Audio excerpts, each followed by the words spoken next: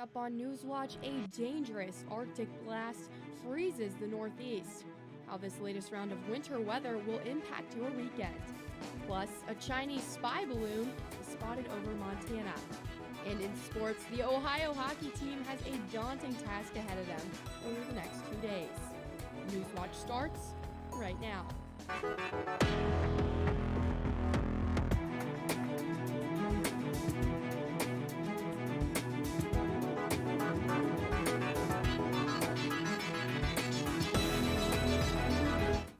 Good evening, I'm Morgan Anderson. Welcome to Newswatch, your source for news impacting southeastern Ohio. Athens is currently sitting at 21 degrees, but forecasts predict it will get even colder as the night goes on. Newswatch lead forecaster Aaron Ashley joins us to talk about the cold weather. Aaron, what is going on? Morgan, it's gotten to the temperatures where you stand outside and you walk outside and you're like, I don't even care what temperature it is right now. I just know it's cold, and it's only going to get colder tonight, guys. Looking at the past 24 hours, we're looking at temperatures that started in the mid to low 30s, but as the day progressed, it got into the mid 20s, and we're looking at the low 20s right now. In fact, we're looking at 21 degrees, clear skies. We had clear skies for the majority of the day.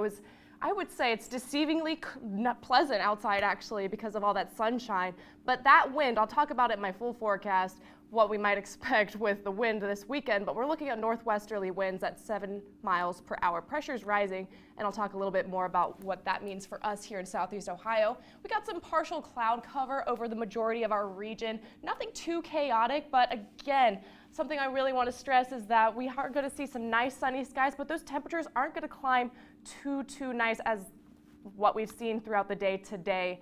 I'll talk about my full forecast, what we might expect for the rest of this weekend, and I'll even talk about when you might be able to hang up the winter coat. Now, like I mentioned, wind chills in the northeast are plunging to dangerously low temperatures. It's just one extreme of this life-threatening Arctic blast, triggering emergency measures across New England and the rest of the Northeast. Mike Valerio has more. The absolutely ferocious and frigid scene atop Mount Washington in New Hampshire, looking more like the planet Hoth from Star Wars than New England. In Oswego, New York, thunder snow in the middle of a snow squall. This is going to be a cold weather crisis. This weekend's going to be way too cold. It's a good time to get on the couch, watch a movie, hang out with friends. Ski slopes shutting down. And in Boston, I'm wearing PJs underneath my pants. I'm wearing like a long sleeve shirt. Commuting zero fun as the winds there expected to feel as cold as 32 degrees below 0 Fahrenheit. Arctic air and strong winds moving into New England and the Northeast, creating dangerously cold wind chills. In Vermont, we'll have troopers from barracks traveling the length of the interstate, both Interstate 89 and 91, throughout the entirety of the night to ensure that if there's any stranded motorists, they'll be rendered aid as quickly as possible. Maine will likely bear the brunt of the storm, where more than 70,000 people are under blizzard warnings. Code blue alerts will also be in effect in Buffalo and in New York City, allowing for those experiencing homelessness to seek shelter overnight. The cold spell is expected to begin subsiding by Sunday, when temperatures will likely rise again. I'm Mike Valerio reporting. Now, thankfully, we aren't going to be seeing wind chills as extreme, but again, you're going to want to bundle up this weekend because we will see the effects from the system. Aaron, if you see me bundled up in the streets of Athens, no, you did not. Ohio University police are investigating the second reported attack on a woman in the last 2 weeks. OUPD responded to an anonymous report that a woman had been raped early Saturday morning. 1 week after police received a tip about a strangulation outside an East Green residence hall. In a news release, OUPD said the alleged sexual assault happened the morning of January 28th. The female told a nurse about the rape and that she met the suspect uptown on Saturday night, and he then proceeded to follow her home. OUPD is asking anyone with information to call or email them. A West Virginia man wanted by federal officials in a drug trafficking investigation was arrested on Wednesday. According to the U.S. Marshal Service, 23-year-old Elijah Figg from Huntington was wanted on a federal indictment related to a DEA investigation into a drug trafficking organization. Another West Virginia man, Tyja Watson of Charleston, is still wanted by the USMS. His alias is Zico Watson. He's described as 6 foot and 220 pounds with brown eyes and black hair. Investigators say of the 11 defendants charged in the investigation, Watson is the only one who has not been caught. Anyone with information can call the USMS tip hotline at 1-877-WANTED-2 or email the Cuffed Task Force tip hotline. 3 people are arrested in Chansey for drug possession and other charges. Athens County Sheriff's Office says they received information that multiple people staying in a tent at the Chansey address were involved with drug activity and theft. Deputies say they found methamphetamines and other evidence of drug trafficking at the scene. Mana Deering was arrested on an outstanding felony warrant and transferred to the Hawking County Sheriff's Office. John Deering was arrested on an adult parole authority holder for possession of drugs. And Amber Dawn Drake was arrested for drug possession and child support warrants. The trial of former Ohio House Speaker Larry Householder and former Republican Party Chair Matt Borges revealed more details of how First Energy campaigned for House Bill 6. Federal prosecutors also showed a text from Householder telling the then First Energy CEO that the company needed to start hitting the oil and gas industry with attack ads because of its opposition to the nuclear bailout bill. Householder and Borges are accused of playing roles in a bribery scheme to pass the bailout for First Energy. The prosecution also went over text messages asking Borges to meet with Attorney General Dave Yost to get him to oppose the referendum attempt. Every 4 years, Ohio has a presidential primary in March, possibly so Ohioans can have more of a say in the party's nominees. But Democratic Representative Dan Troy of Willowick says that the March primary just causes more confusion. Troy says, quote, Ohio's influence on that process, in my opinion, has proven to be dubious at best, and it's time to return to a normal and consistent election schedule. He says the March primary is often held in poor weather and sometimes conflicts with St. Patrick's Day. The Ohio Association of Elections Officials supports Troy's bipartisan bill, saying it would be less confusing for voters, poll workers, election officials, and candidates. When we return, a Chinese spy balloon is spotted over Montana and continues to head east. And a new jobs report shadows America adds over 500,000 new jobs. These stories and more when Newswatch returns. Why Chillicothe? Why this area? For some reason, this became a mecca for what was probably a religion, what we call Hopewell culture. We'll never know the reason that this was so important to certain people and why that developed, but it's certainly a beautiful place for it to have happened.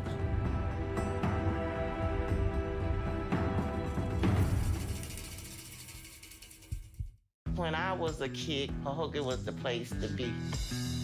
Time changed, man. It was like a dark cloud. Everything went to welting away and stuff. But now, you can see a little light. There's only one way tonight. That's a double way tonight. I'm ready to football, bro. Since they've been winning, the pride is coming back. We moving into a different place in this town. 2, 3, Out of the Muck, Monday, February 6th at 10/9 Central on Independent Lens. One family, 37 different faces. The Canids.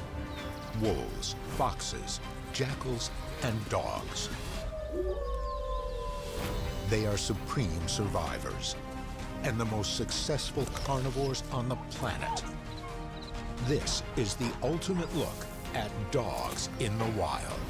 Wednesday at 8 on WOUB. In West Africa, astronomers are on a mission. This is very important. If you don't get the data at the right second, you don't get the data ever. Discover a history of African astronomy. Wow, it's incredible. And one scientist's dream for the future. I believe space is for everyone.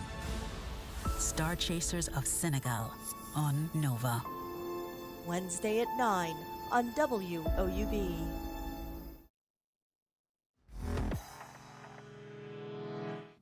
Just days before U.S. Secretary of State Anthony Blinken was supposed to hold critical talks in Beijing, a suspected Chinese spy balloon has been spotted flying over the United States. Ivan Rodriguez has more. U.S. Secretary of State Anthony Blinken has postponed his upcoming trip to China in response to a suspected Chinese spy balloon floating over the U.S. The fact is, we know that it's a surveillance balloon. We do know that the balloon has violated U.S. airspace and international law, which is unacceptable. And so we've conveyed this directly to the PRC at multiple levels. There's that. What planet is that? Up in the skies over Montana Thursday, and approximately the size of 3 buses, the balloon hovered around Malmstrom Air Force Base, where 100 intercontinental ballistic missiles are buried. I'm surprised by this. I think it is a brazen act by the Chinese to do this. The Pentagon has been tracking the balloon for the last few days and has made the decision not to shoot it down. The balloon continues to move eastward, and we currently assess that the balloon does not present a military or physical threat to people on the ground at this time. China insists it's a civilian airship used for research that has been blown off course and promised to work with the U.S. to handle the unexpected situation. But as China attempted to de-escalate, the damage to the already tense U.S.-China relationship had already been done. The Chinese have been spying on us for years, for decades. We know the FBI tells us that, every 12 hours they open up an espionage case. To me, this is a brazen act. And so at the political level, we have to push back. We have to defend American sovereignty, and we have to make clear to the Chinese that we're not going to tolerate this. In Atlanta, I'm Ivan Rodriguez. When asked why they haven't shot down the balloon yet, the Department of Defense said that it does not pose a risk to people on the ground while it floats through the air, but debris from shooting it down might. The U.S. job market is blowing past expectations by adding an astonishing more than 500,000 jobs in February. Plus, the unemployment rate hitting a staggering 53-year low. Isabel Rosales reports on what the economic news means for your pocketbook. It's a shocker of a new jobs report by the Bureau of Labor Statistics. Today, I'm happy to report that the State of the Union and the state of our economy is strong. A stunning 517,000 jobs added to the U.S. economy in January, almost 3 times what forecasters were predicting, according to consensus estimates. People feeling good about the job market, that's a positive sign, and we just need to continue to build on that. The unemployment rate falling to 3.4%, hitting a level not seen. One small step for man. Since before Neil Armstrong landed on the moon in '69. One giant leap for mankind. While the tech industry saw cuts, job gains hit nearly every other sector. Leading the pack, leisure and hospitality, as the U.S. continues to rebound from the COVID-19 pandemic. Manufacturing rebounding at a faster rate than in the last 40 years.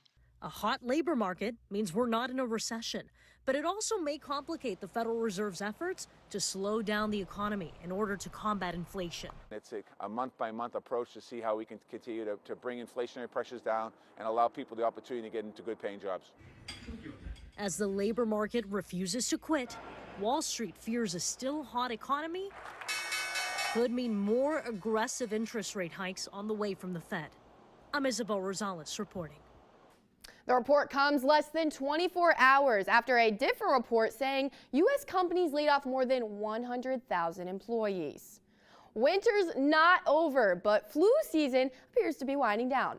For now, at least. The Centers for Disease Control and Prevention is reporting influenza rates this week are about as low as they were in early October. Numbers have been trending down for about 2 months.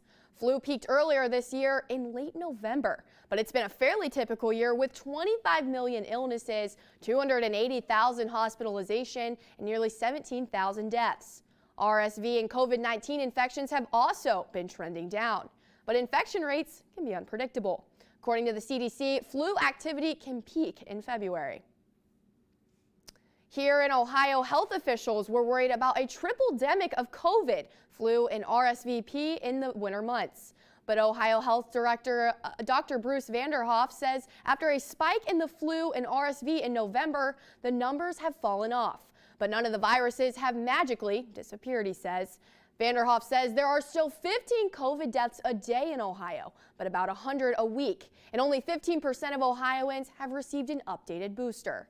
He adds that Paxil is available for treatment for COVID, but it should be started as quickly as possible once tested for positive. When we return, Newswatch reporter Dylan Tyson joins us live with a look at the newest restaurant in town. That story still ahead. And the groundhog says we got 6 more weeks, but I'll be the judge of that in my full forecast. But make sure you check us out on social media, on YouTube, Instagram, as well as Twitter. WOUB is recognizing members of our Cornerstone Society. The Cornerstone Society is a group that wants to ensure the future of public media in our region. It includes people across our area who value news, entertainment, and cultural programming, as well as the educational services WOUB provides. Also included are graduates of Ohio University who took part in the WOUB Student Professional Development Program. Thanks to the Cornerstone Society for their generous support. To learn how you can be involved, email woub@woub.org. On Secrets of the Dead, human remains are found in Queens, New York. We're dealing with an African-American woman. She died over 150 years ago. Neglected history is revealed. It's really important that we create this rich and diverse tapestry of 19th century African-American life. And a local community comes together. Her life is a testament to our life. The Woman in the Iron Coffin on Secrets of the Dead. Wednesday at 10 on WOUB. In West Africa, astronomers are on a mission. This is very important. If you don't get the data at the right second, you don't get the data ever. Discover a history of African astronomy. Wow, it's incredible. And one scientist's dream for the future. I believe space is for everyone. Star Chasers of Senegal on Nova. Wednesday at 9 on WOUB. When I was a kid, Cahokia was the place to be. Time changed, man. It was like a dark cloud. Everything went to welting away and stuff. But now you can see a little light. It's only one way tonight. That's a double way tonight. I'm ready to football, bro. Since they've been winning, the pride is coming back. We moving into a different place in this town. 2, 3, Out of the Muck, Monday, February 6th at 10/9 Central on Independent Lens.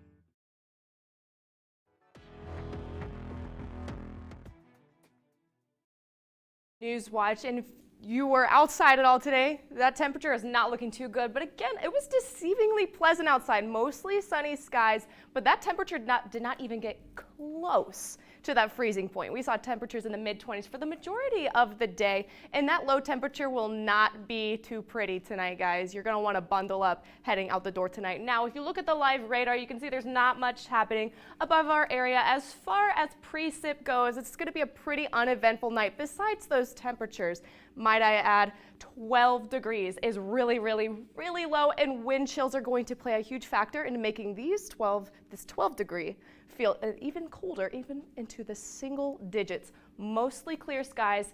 Again, kind of deceiving considering those temperatures, but again, if we pull up the regional radar, nothing happening as far as rain goes. We saw a lot of sunshine today, and we will continue to see that as the weekend progresses. Now, we did see a little bit of clouds over our head today, and we will continue to see that over the next couple of days, and they'll even pick up early on into the week. We do have a warm front, however, expected to hit the area, pulling in all that nice warm air, causing us to feel a little bit warm, and actually a lot of bit warm, unseasonably warm heading into Sunday. But tomorrow that temperature is going to climb to the lower 40s, mostly sunny skies like I just said, and that low is sitting in the lower 30s, just around that freezing point. Don't hang up the winter coat just yet, but on Sunday and into tomorrow, you can start to see that warm front is still hovering over that region, and we will start to see the effects of this front heading into the day on Sunday, actually, because we will have nothing but clear skies due to dominating high pressure. We might see some clouds here and there with that warm frontal passage, but overall, it's going to be a pretty nice weekend as soon as we get through this last bit of winter weather. Again, Saturday, might I remind you to keep that winter coat out. By Sunday and into Monday, you might consider putting it away, but look on Tuesday. Temperatures are climbing into the upper 50s, maybe even lower 60s, guys. It's going to be nice heading into next week as far as temperature goes, but we are tracking our next weather maker heading early into the work week next week. Overall, wind chill is going to play a big factor this weekend, so don't hang up the winter coat just yet because it's going to be very, very bitter. Morgan? Aaron, I'll be sure to keep my coat out, but a new restaurant is coming to Athens. Newswatch reporter Dylan Tyson joins us with a look at the newest restaurant in town. And you know, Morgan, just 3 years ago, you'd walk past the windows of 40 South Court Street, and in the late hours of the night, you'd find the building packed with Ohio University students seeking affordable eats and a place to hang out. The former Wendy's location has sat dormant since closing their doors in 2020, but for the first time since the pandemic began, a new tenant is moving in.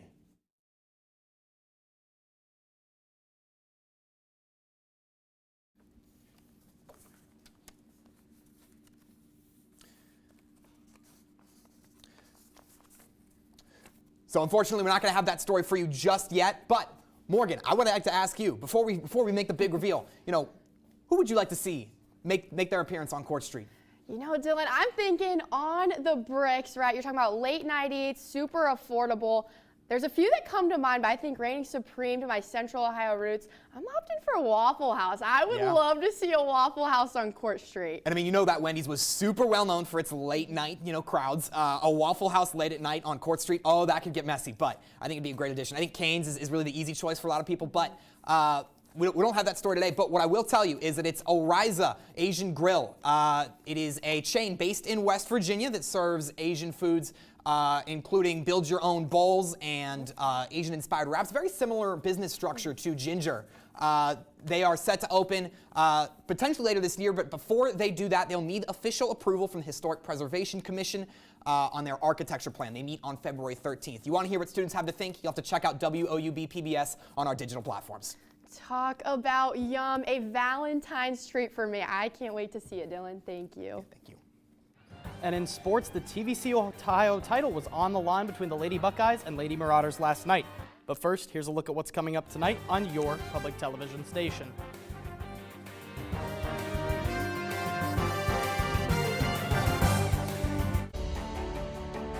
Thanks to viewers like you, we've been able to tell America's stories on this PBS station. Help us continue to tell these stories now and for future generations by including this station in your charitable plans. Supporting this PBS station through a charitable gift annuity is easy. To find out more, call the number on your screen or visit this website. Thank you. We are at Adena Mansion and Gardens. This is where Ohio history began. They're in their writing talking all night long about what they wanted Ohio to be. What type of state did they want Ohio to be? They wrote the Constitution, came out and saw the sun coming up over the Mount Logan Range. That is the inspiration for the Great Seal of Ohio.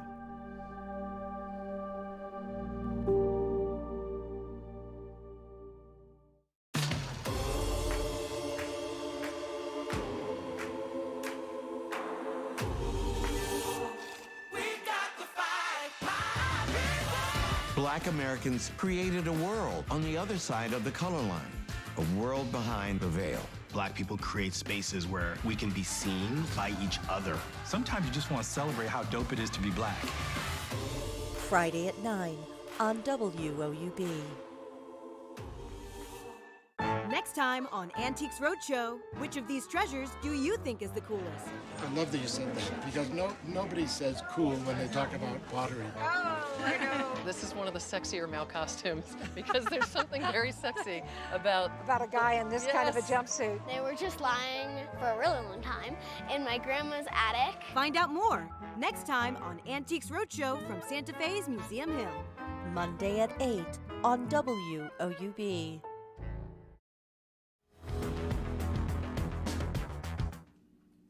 The Nelsonville York Lady Buckeyes are TVC Ohio champions after taking down the Lady Marauders in Pomeroy last night after a great performance from Era Levy. Levy balled out for the Buckeyes with the title on the line, hitting 8 shots from beyond the arc, setting a new school record for NY. including this one that was from the parking lot at the end of the first quarter. That shot set the tone for Levy throughout the rest of the game because she just couldn't be stopped. It was raining threes all night long, and that led to her scoring 34 points in the game, and she shot 57% from the three-point line. Brooklyn Richards added 12 points en route to a dominant Buckeyes win by a score of 70-59. Nelsonville, York has been hunting for a TVC Ohio championship for the last few years, and Levy knew this was their year to win it. The last couple years we've been beat down. I mean, it's been hard. It feels really good to pull this one out. Definitely gonna go home, celebrate, cut the nets, get some ice cream cake, pizza, and we're gonna celebrate. The Ohio women's basketball team looks to ride the momentum from their win over Eastern Michigan to Savage Arena to take on the red-hot Toledo Rockets tomorrow at 2 p.m. The Rockets have won 4 of their last 5 games, but Eastern Michigan did take them to overtime back in that stretch on January 28th. The Bobcats are going to have to play well in transition and find a way to get quick buckets out of Yaya Felder, Jasmine Hale, and Caitlin Kroll. Toledo is a team that can score in bunches if you let them control the tempo of the game, so the Bobcats will need to play a great defensive game on the road to come away with this one. Flipping over to the men's team, the Bobcats are at home tomorrow for the Battle of the Bricks in the Convo. OU is looking to pick up a win after a 2-game losing skid. However, Miami, they're on a worse 2-game losing skid. They have lost 6 straight, and everyone knows you gotta throw the records out the window in a rivalry game. Dwight Wilson is going to need to do what he does best, score inside and clean the glass, grabbing rebounds. One thing OU needs to improve on from their last game is free throw shooting. Last week, they went 9 for 20 from the charity stripe, and that needs to improve to beat the Red Hawks. The Ohio hockey team is about to face its biggest test of the year as they welcome in the #1 team in the nation, the Minot State Beavers, taking them on tonight and tomorrow. The Bobcats aren't too far behind the Beavers, as they are ranked #4 in the nation. This is going to be a very physical 2 games, and the Beavers like to use their size and strength to their advantage. Luke Reeve might just be the best player in the ACHA. He's going to need to play his best game to help take down the Beavers. Head coach Lionel Moran expects a packed arena and a disciplined team over the next 2 days. I think they're very, very intense and physical. We're going to need to be very disciplined and structured. It's going to be elite hockey, and it's Sibs weekend here, so hopefully the rink is packed, and it's going to be one of the best weekend Ohio has seen in a long time. Now, Morgan, let's throw it back to that hardwood Era Levy game. I mean, come on, what a game from her, and that NY team, there's something special. I know. 57% from the three-point line. That's that's insane for a high school player. And while I am an Athens Bulldogs fan, I always just hope both teams have fun. So I'm happy to see it. Now, just taking a final look at our weather, we're going to hang it on over to Erin Ashley. Thank you so much, Morgan. And might I remind you that it's going to be even colder tonight, guys. Bundle up. It's going to be 12 degrees on what it says on your computer and on your television screen right now, but it's going to feel even colder because of that wind chill. You're going to want to layer up. Even tomorrow, we're going to see the effects of that wind chill a little bit, but we're not looking at too brisk of temperatures. With temperatures in the low 40s, mostly sunny skies, overall going to be pretty pleasant for this time of year. And temperatures are just going to climb as the weekend goes on. Sunday, 50 degrees, and it'll linger into Monday a little bit. Expect rain as soon as Tuesday, unfortunately. Thanks, Erin. And finally, take a look at the world's oldest dog ever. As of today, Bobby is 30 years old and 268 days. He's lived his entire life with a family in a rural village in Portugal. Dogs like Bobby usually live about 12 to 14 years, but as you can see, this purebred livestock guardian dog has beaten all the odds. In fact, when he was born, the family decided to get rid of the litter because 4 pups and they already had too many dogs. But Bobby mistakenly got left behind. Now, guys, that is a good boy for sure. I thought my dog was old. He's only like, what, 12? 30 years is ridiculous. I mean, hey, it's a good-looking dog for 30 years old. I mean, come on. I hope I look that good when I'm 30. I hear that. Bobby is much older than all of us, but that does it for our broadcast this evening. Thanks for watching. For all of us here at Newswatch, I'm Morgan Anderson. Stay tuned for the PBS NewsHour coming up next. And remember, you can find the latest news at any time at WOUB.org or follow us on social media. Have a great night.